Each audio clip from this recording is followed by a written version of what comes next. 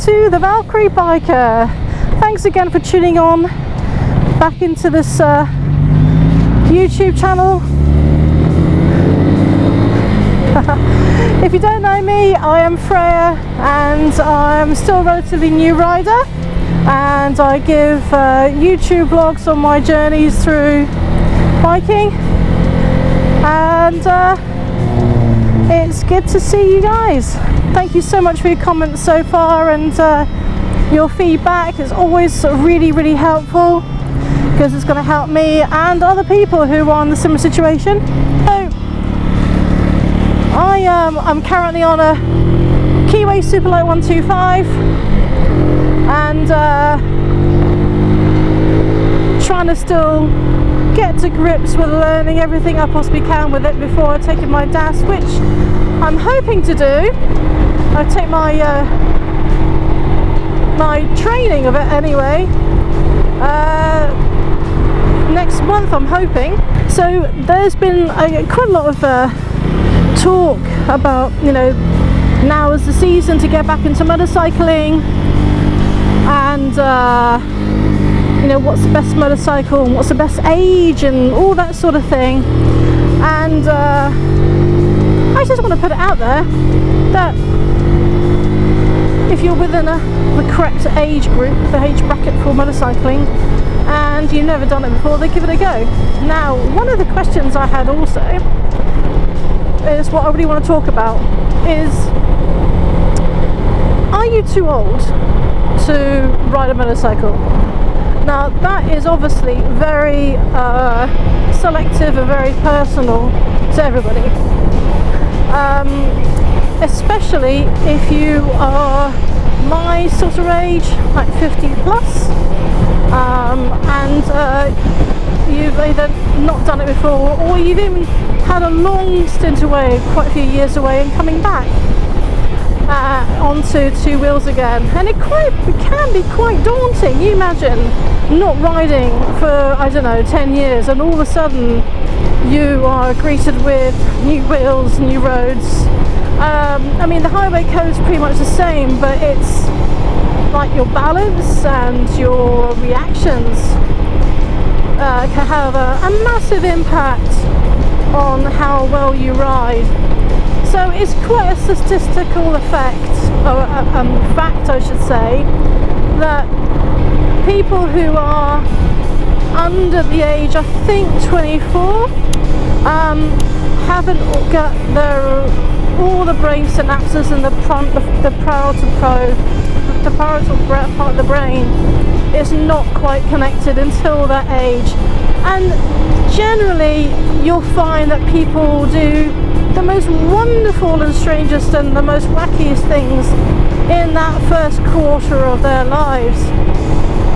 It's because that part of the brain is where we have the fear aspect isn't really there, or the, you know, thinking ahead of dangers and all that stuff. So consequently we have more people having accidents at that age, which is why personally I think it's probably why the insurance is so high for young riders. But please correct me if I'm wrong, I'm only again at that point surmising. So when you're older and you're obviously you've got a lot more life experience, but maybe not so much on the way of road experience, or, you know, on two wheels, what is, you know, what's happening with your body? Well, of course, when you get to that sort of age, your reflexes are set on as quick as someone who's younger. I mean, look at footballers, for example. You know, they're kind of retiring at quite a young age compared to a normal retirement of a person for work, because their body isn't quick enough. And so that's, you know, have a think about how your body is. I think, you know, if you're a pensioner, you know, retired, wanting to get back to motorcycling, I would say really have a good think about it. Get yourself on the CVT course straight away. Get those skills back into the saddle again. Just because you may have already got your A1 or A license, you know, whatever license you had back in the day, doesn't mean to say you are safe at that point on the road. So I would strongly advocate another sort of couple of days riding with a course with a reputable bike people, you know, bike course, and make sure that you've got your stopping distances, you know how to use your front brake, your rear brake, you know how to do your U-turns, all that lovely stuff.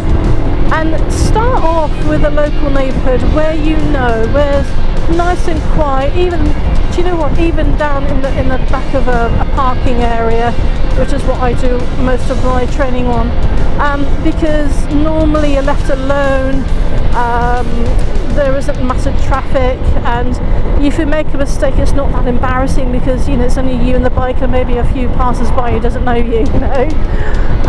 Just try it out there, and then when you get to the point thinking, yeah, I really want to do it, I'm really happy, or you've got a bike already, you just want to start practicing again, then look into sort of going through like longer roads and you know, going into your comfort zones. But the actual time for your own learning and progress is down to you. If you find that in fact you can't manoeuvre the bike because it's too heavy for you, get a lighter bike.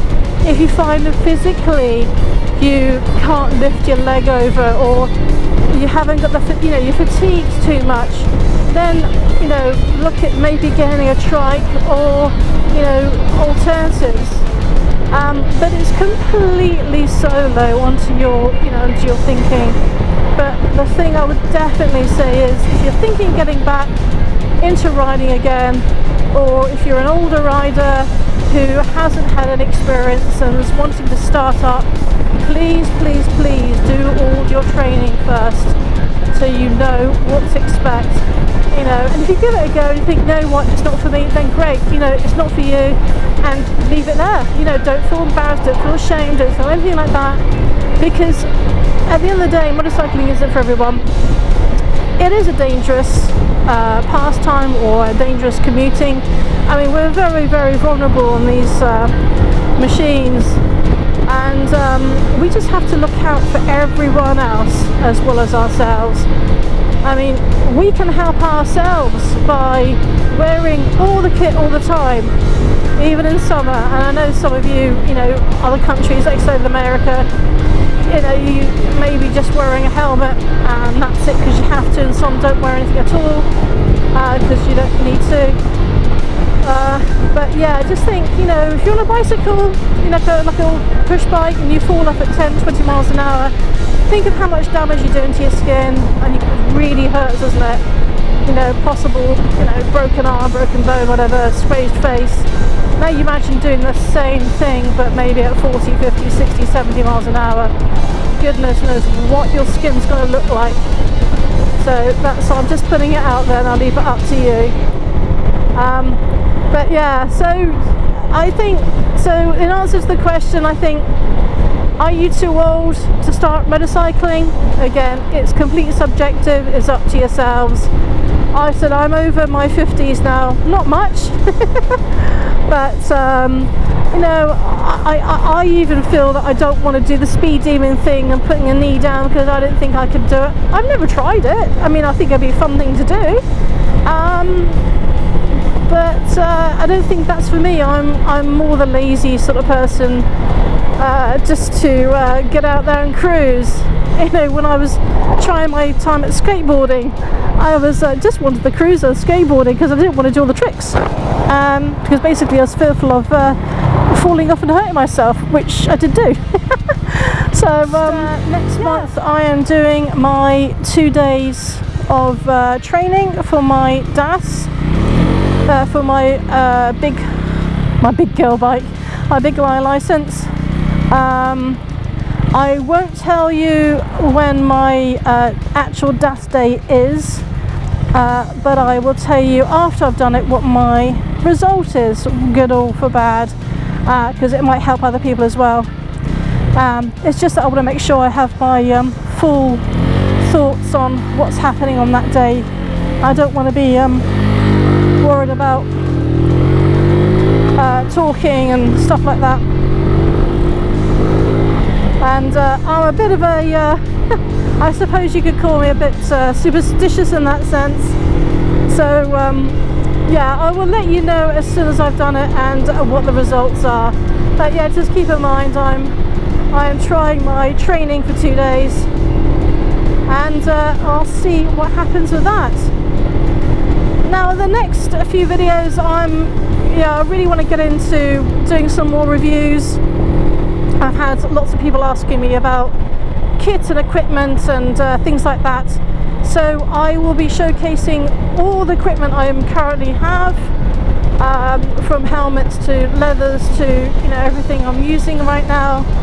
And incidentally, none of the stuff I've got at the moment is endorsed. I've paid for it all myself, so I just want to give you a completely honest opinion of what I have and what I think of it. But of course, if there's any equipment out there that needs reviewing, or you'd like me to review it, or if it's cheap enough I can buy it and I can review it, then great, I shall carry on and do that as well. So yeah, thanks ever so much for coming on board with me again today.